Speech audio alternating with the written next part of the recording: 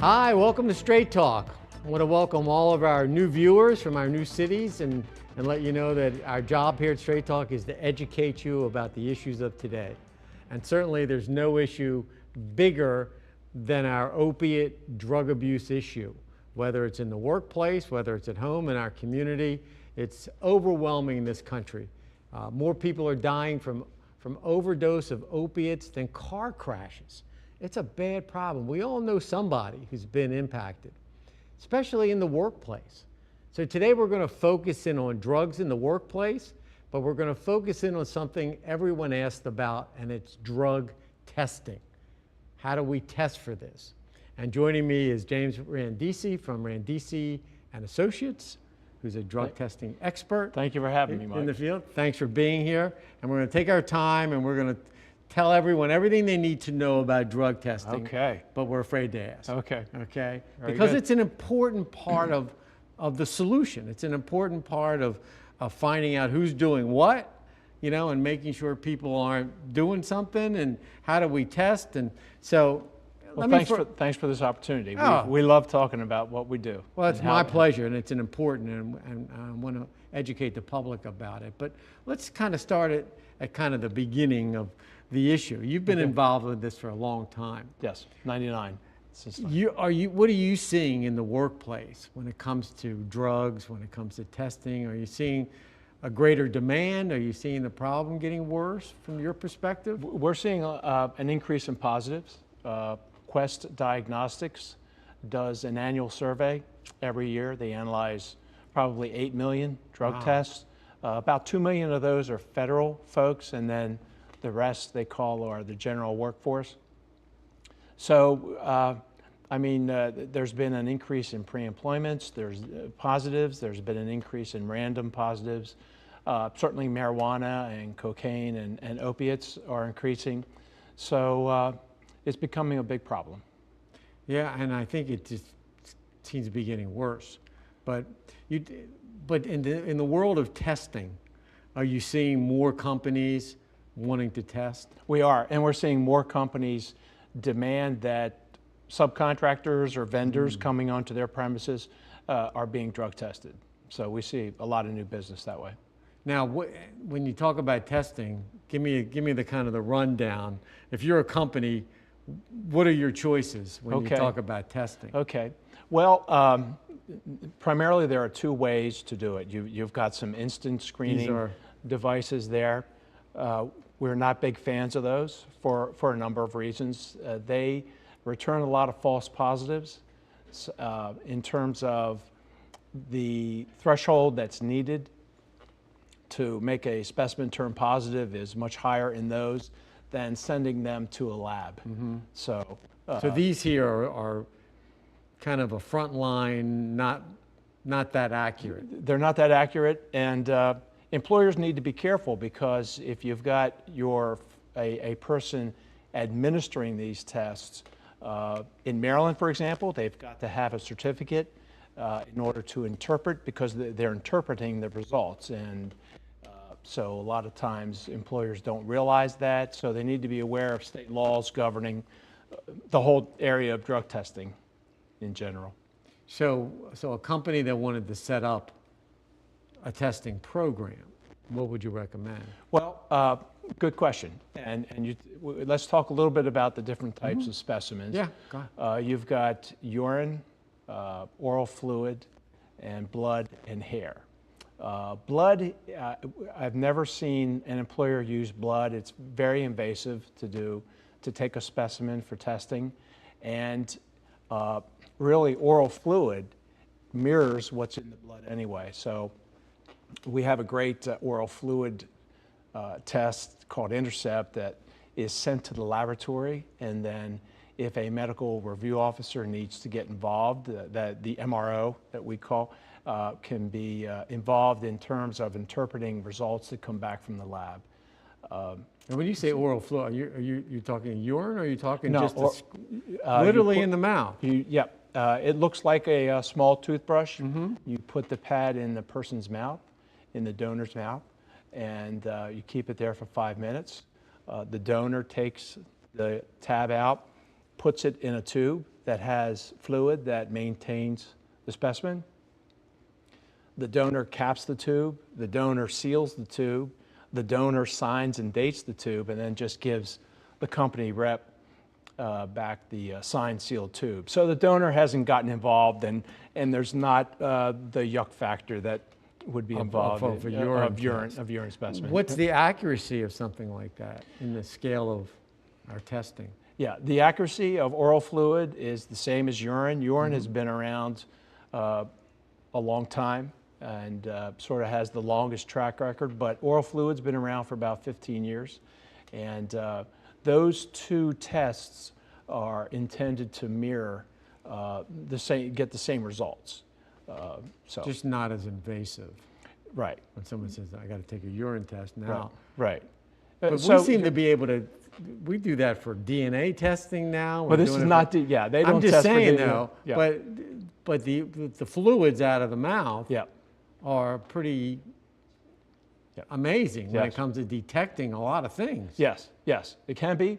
And frankly, the oral fluid tends to be a lot more accurate and well, not accurate, but results in positives that are higher than urine for a couple reasons. Okay, when you use urine, when the donor goes to the collection center, the urine can be substituted. So there are a number of devices out there that allow people to substitute the urine. The urine can be adulterated, and what that means is the donor would put a substance into the urine specimen to mask, and dilution. The donor can flush their system with water in order to attempt to hide that. So with oral fluid, you don't get that. Oral fluid can't be substituted, adulterated, or diluted. I mean, it's there. So, And you can do it right on the spot. well, If the you oral want. fluid can be done very quickly. Yeah. If an employer has a random program, it's really very, very effective. The donor doesn't have to leave the premises, drive to the collection center, wait there Yeah, exactly. an hour, and drive back. Exactly. Okay, well, So. we're getting started here. But Yeah. we got more to cover. Okay. We have a lot more to cover. Good. We're with James Randisi from Randisi and Associates. We're talking about drug testing and its role in our workforce, at home, in our schools. You name it, drug testing is a very big issue and probably something we need to look into more when we're talking about this current opiate epidemic. So we're going to come back, continue talking with James Randisi, and stay with us. We're going to come right back to Straight Talk. Your daughter just had her first breakup. Do you A, put yourself in her shoes, B, console her, Don't worry, sweetie. This is gonna happen a lot. or C, find her a new boyfriend? Nice single boys. That was weird. As a parent, there are no perfect answers. But you don't have to be perfect to be a perfect parent. Thousands of teens in foster care will love you just the same.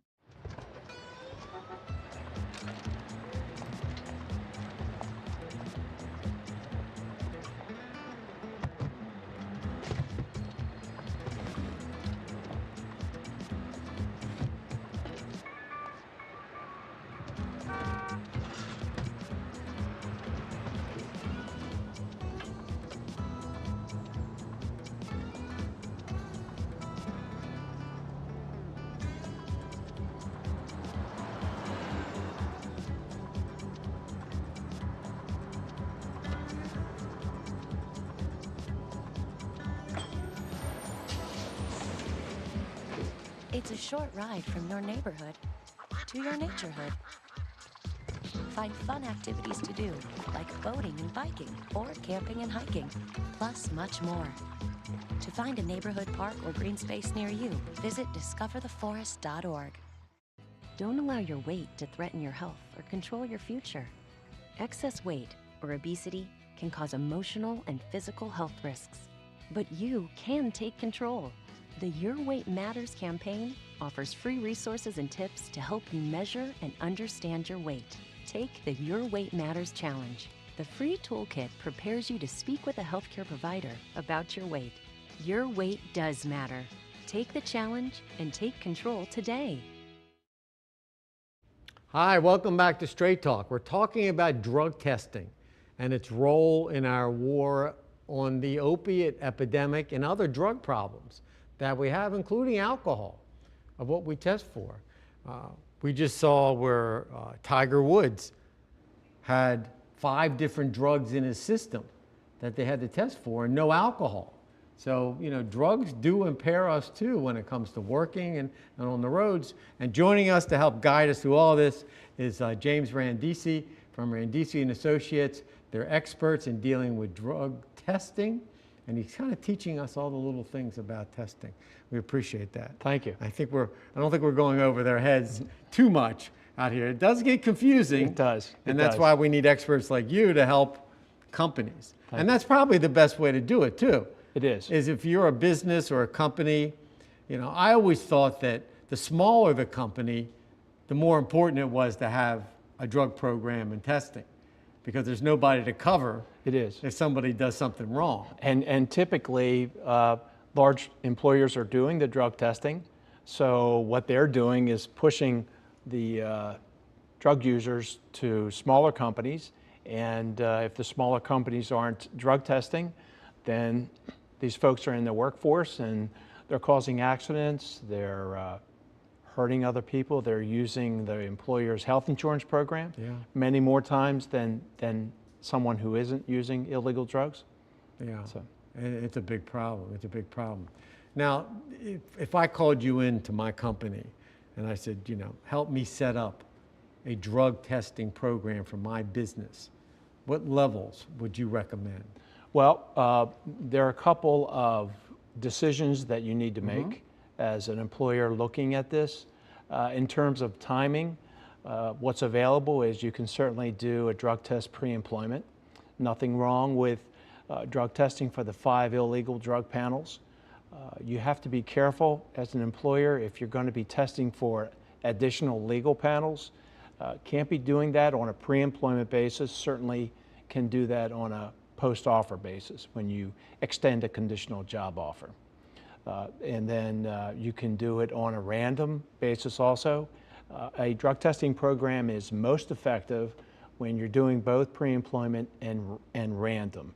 Random drug testing sends a very powerful message to the workforce that you as the employer, you're not going to tolerate the use of illegal drugs in your workforce, and you get more bang for your buck with a random program. The random positives are probably 40% higher than you get on a pre-employment basis. Now, when you say random, I mean, you mean random. Like you go to that employee and say, your number just came up, or do you go and you rub that little swab in their mouth? No, a random program must be a true random program. You can't have your employees put their names in a hat and randomly select that way. You've got to be able to defend in a court the selection of the process that you use. So a random selection software, they're available on the market. We do a lot of random selections for our clients. They just send us a spreadsheet with a name and some other identifying number.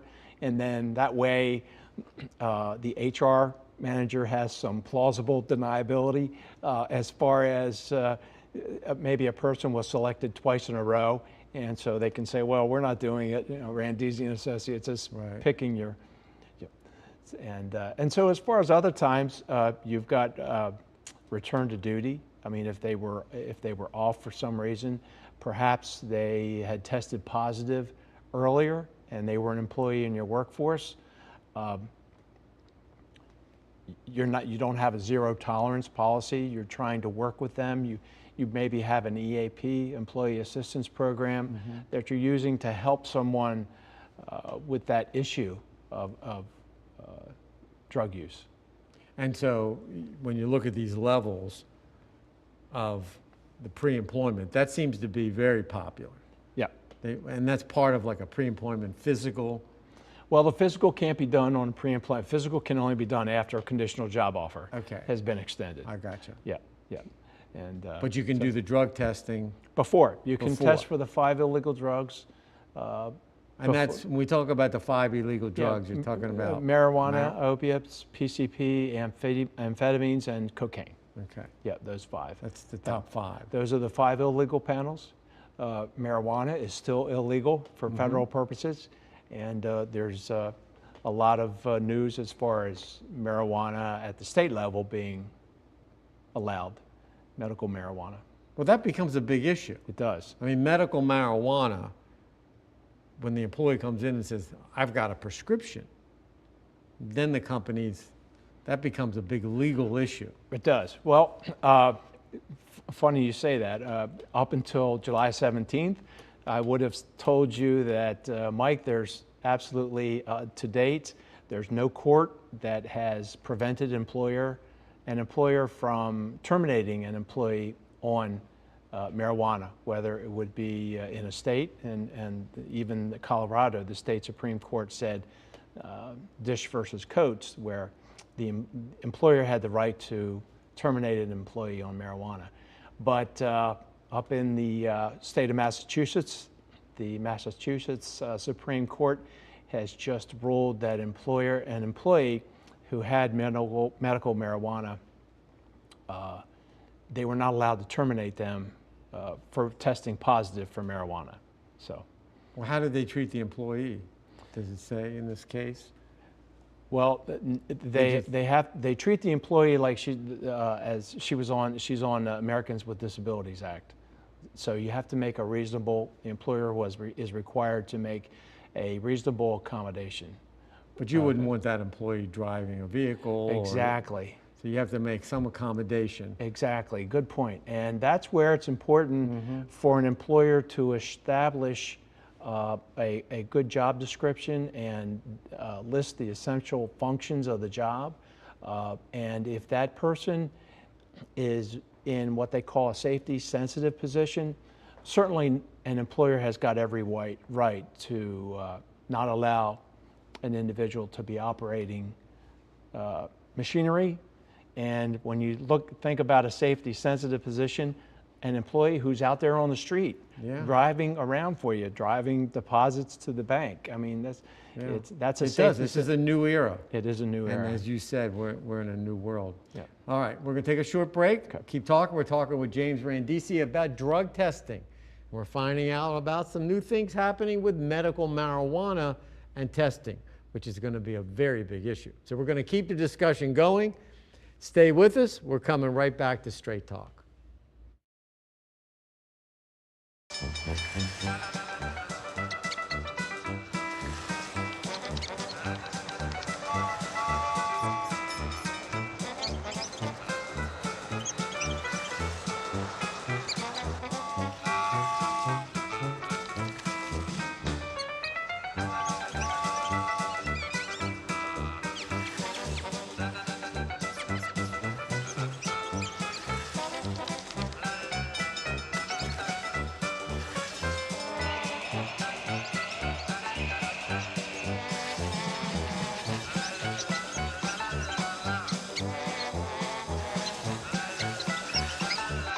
Will spend 15 minutes watching online videos like this one. Brushing for 2 minutes now can save your child from severe tooth pain later. 2 minutes twice a day. They have the time.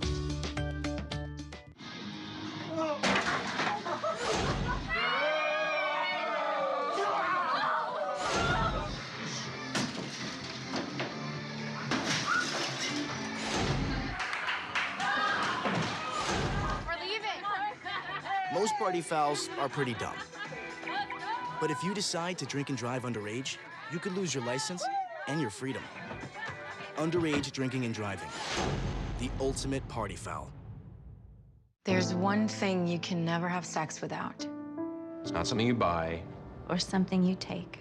In fact, there's only one way to get it. It has to be given to you, freely. It's consent. Because sex without it isn't sex. It's rape. Consent. If you don't get it, you don't get it. It's on us to stop sexual assault. Learn how and take the pledge at itsonus.org. Hi, welcome back to Straight Talk. We're talking with James Randisi, who is a drug testing expert.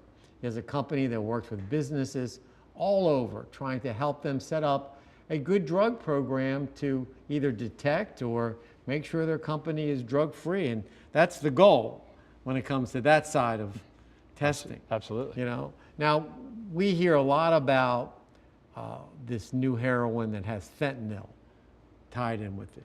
And then we hear about this marijuana that has a synthetic marijuana. Yep.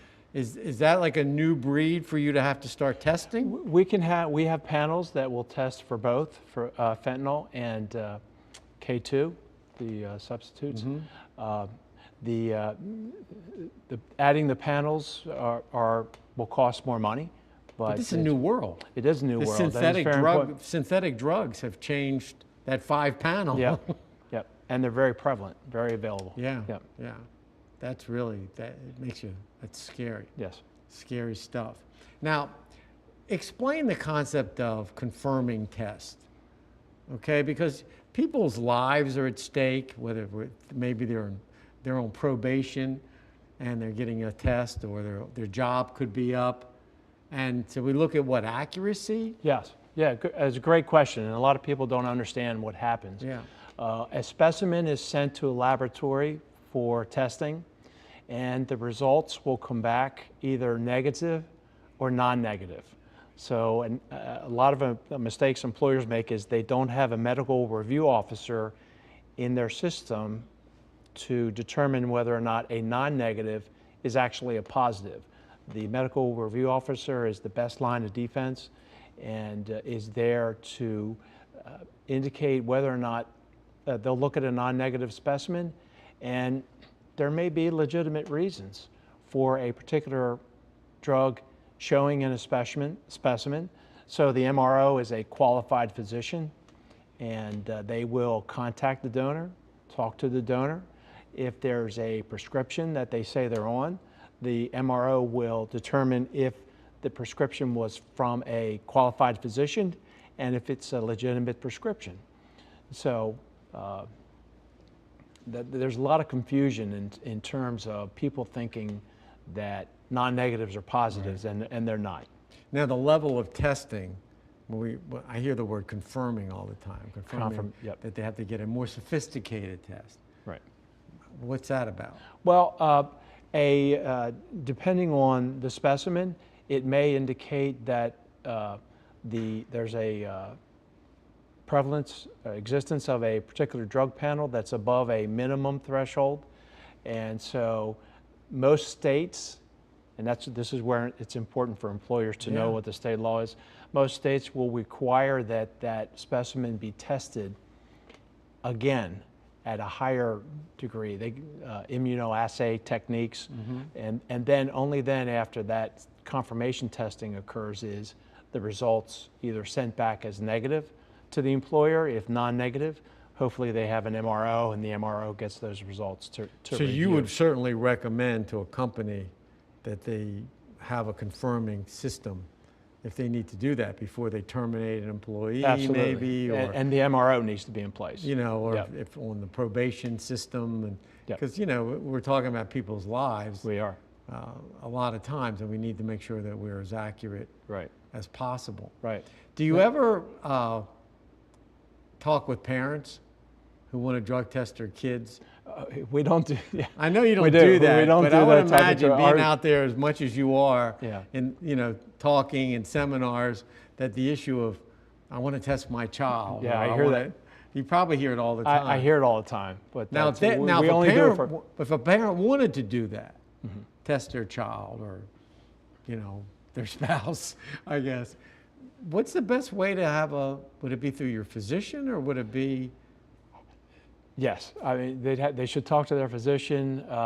The next step would be to arrange them to go to a collection site and provide a specimen, have the child provide a specimen, and then they'll have to set up a means of paying the collection center and then the lab So it's not very easy. Sounds like it's best to go through your doctor. It is. Let your Yeah. doctor do that kind of testing. Yeah. Because I would assume, given what's going on with this whole marijuana business, you know, that people are going to want to, families, parents, Yeah. want to do some testing. And what happens is they end up going into a pharmacy or a drugstore, and they get one off the shelf. Yep. And which is probably going to be a false positive anyway. Because you said before, they're just Well, the very threshold of inaccurate. the drug needs to be so high in those instant point of collection tests that they typically will return a false positive. So, meaning that I mean false negative. False negative. I'm sorry. Right, because the level has to be so high. Yeah, for them to work. So it really For them doesn't to- tell you anything. It does. The other thing is this: how drugs in your system about being tested. Okay, you hear that marijuana stays in your system a long time. Other drugs. Is there kind of a standard time frame for when testing is most effective? Yeah, that's a great question. I get that a lot. Yeah, I bet. And the answer is it sort of depends on the person, their metabolism. It depends on how much they're using the drug. But again, relying on analysis from Quest, they've analyzed this, and typically urine will return results if the drug has been in their system for about 1 to 3 days. And oral fluid is a little less, 1 to 2 days. And the one thing we didn't talk about was the hair, and that's a little longer. It is, but Okay. hair is a problem. Yeah. For a number of reasons. I don't know if we want to get into No, that. we don't. Okay. It's just a problem. It is it's a problem. Stick for a to number- to what's effective. All right, our last minute, for companies out there, they can contact you. Absolutely. Right? Yep. Your number's been up there, website's been up there. Good. You'll give them advice, you'll tell them what to do, where to go, whoever. Sure. But Sure. it's important that businesses deal with this, and drug testing is a critical part of it. It is. It's good for the employer, it's good for the workforce, and it's good for members of the public in terms of keeping everyone safe from injury. And I think that, especially if you, like you said before, about security job, public safety. If type you're job. operating safety sensitive Equipment, yeah. automobiles. Listen, thank you so much. This has been a pleasure. There's a lot to talk about. There is a here, lot. We'll It's do a another big hour. issue. Okay. We're talking with James Randisi. We're talking about drug testing in the workplace and in our community. It's important. If you own a business, if you're part of a company, you might want to find out what you need to do to set up a drug testing program if you haven't already, because obviously there's a lot of things to deal with. So I want to thank James for being with us. I want to thank all of you for watching Straight Talk, and we'll see you next time.